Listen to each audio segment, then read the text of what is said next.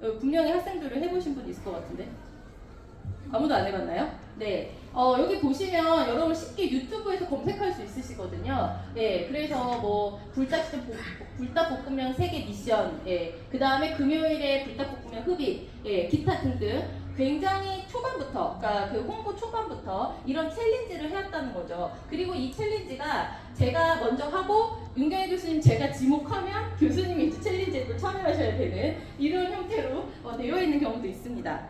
네, 뿐만 아니라 국내에서 했던 이런 챌린지가 파이어 누드 챌린지라는 이름으로 국외에서 이제 성공을 했는데 제가 봤을 때 이 파이어 누드 챌린지가 어떻게 보면은 성공할 수 있었던 세계적으로 성공할 수 있었던 전략 중에 하나가 아니었을까 보거든요.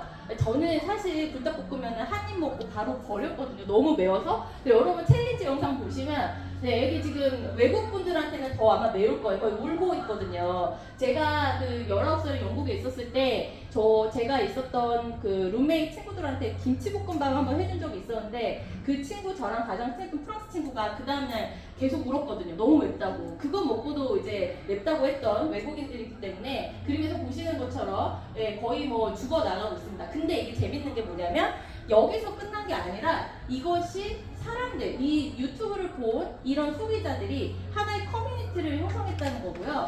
재밌는 건 뭐냐면 이 커뮤니티 때문에 많은 불닭 챌린저들이 이 소비자들의 참여로 이끌어올 수 있었던 거죠.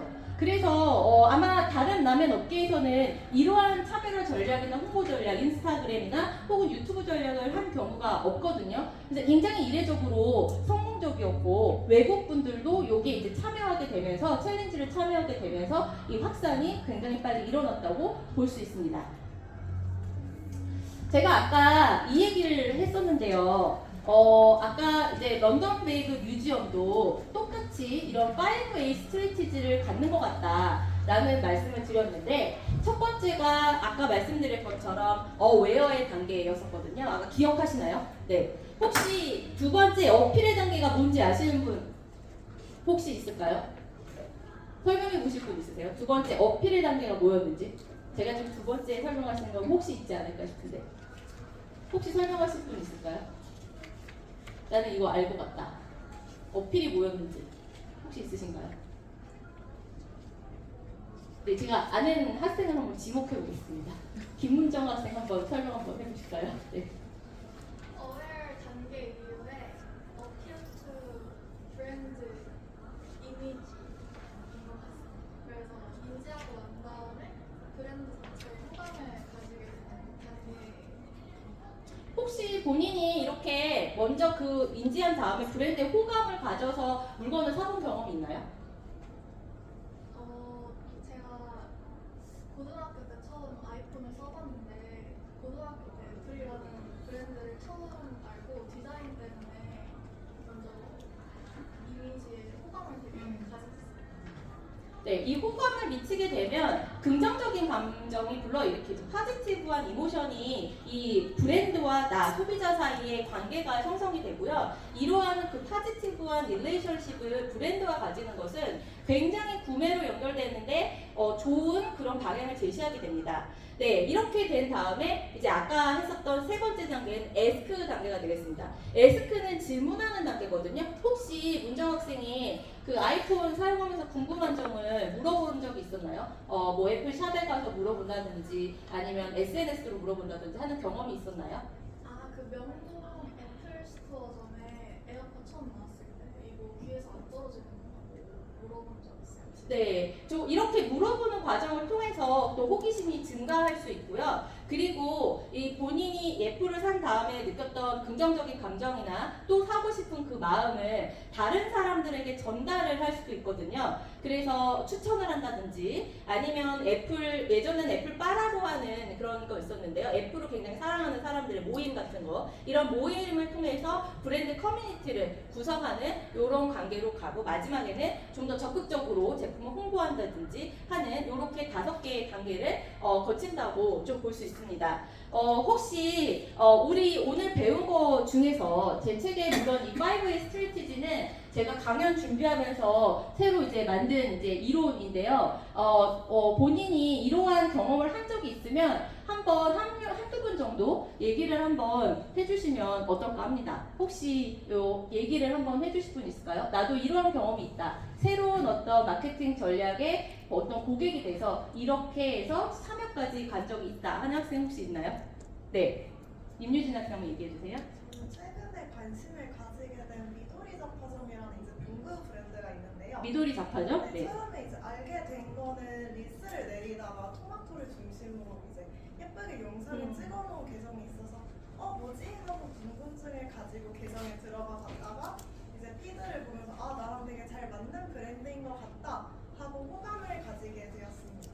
그래서 이제 약간 DM 같은 걸로 이거 뭐 오프라인 직접 물어봤어요. DM으로 막 이게 뭐 어떻게 된 거냐. 네. 가능한 거냐 이러고 물어보고 나서 근데 저는 마침 또 같이 이제 같은 계정을 팔로우하고 있는 친구들이랑 두어 명 정도가 있어서 그럼 나랑 나중에 오프라인 샵에 같이 가볼래? 하고 이제 얘기를 나누고 이제 일종의 뭔가 그 문구 브랜드를 좋아하는 친구들 모임이 생겨서 그 모임에 몇 명이나 있어요, 실제로?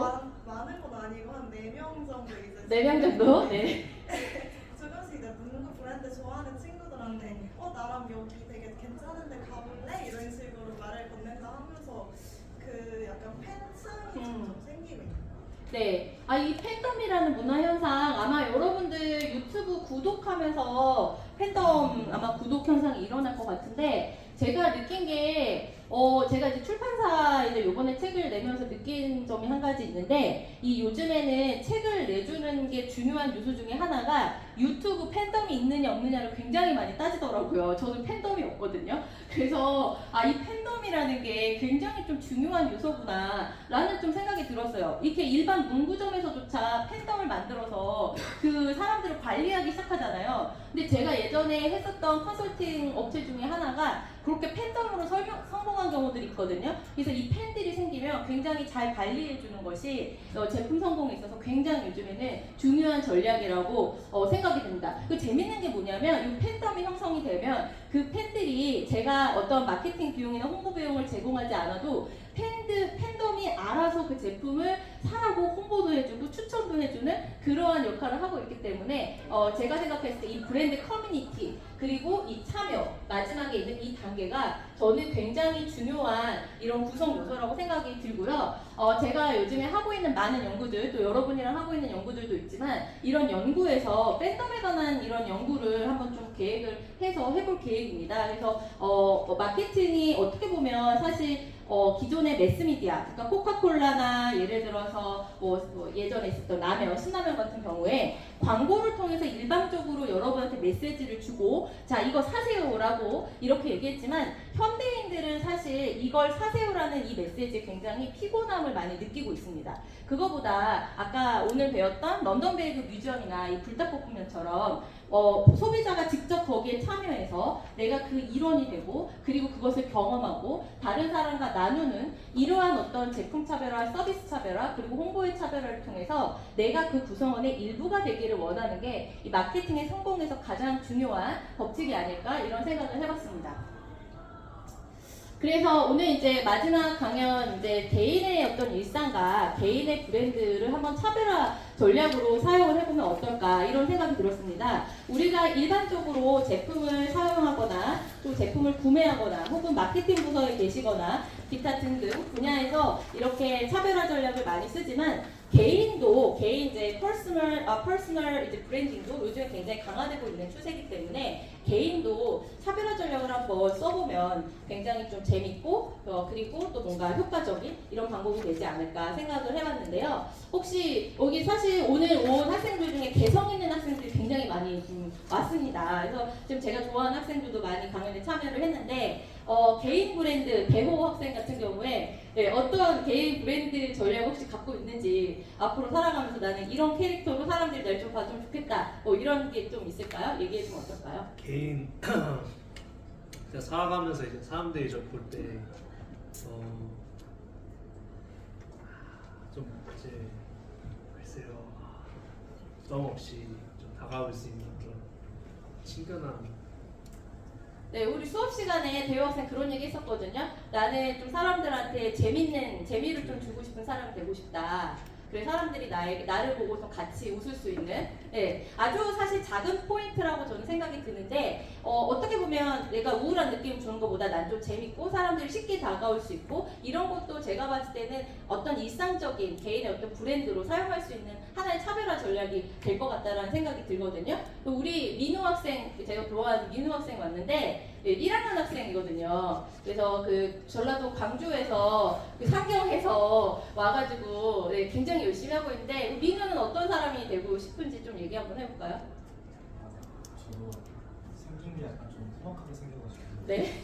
그래서 좀 사람들이 잘 다가오지 못하는 편인데 저의 성격이나 그런 걸로 해서 사람들이 조금 더 다가갈 수 있고 좀 친근하게 다가와줄 수 있는 그런 사람이 되고 싶어요. 네, 이 민우 학생은 저 이제 수업하는 내내 어머니라는 별명으로 불려서 네, 학생들이 어떤 많은 요구사항을 다 받았던 네, 이런 경험이 있고 그리고 사진을 다 찍어줬던 한 학기 동안 많은 친구들에게 사진을 다 찍어줬었거든요. 그래서 굉장히 저는 개인 브랜드화가 잘 된 학생이 아닌가 하는 기억이 딱 남더라고요. 제가 한 200명 정도 학생을 요번에 가르쳤는데 그 중에서 가장 기억에 남는 학생들 중에 하나가 민우 학생이었어요. 그래서 굉장히 어떤 개인 브랜드를 만들려고 한 건 아니었지만 어머니라는 어떤 어머니와 같은 마음으로 많은 학생들과 함께 하겠다라는 거를 굉장히 몸소 보여주지 않았나 이런 생각이 들었습니다.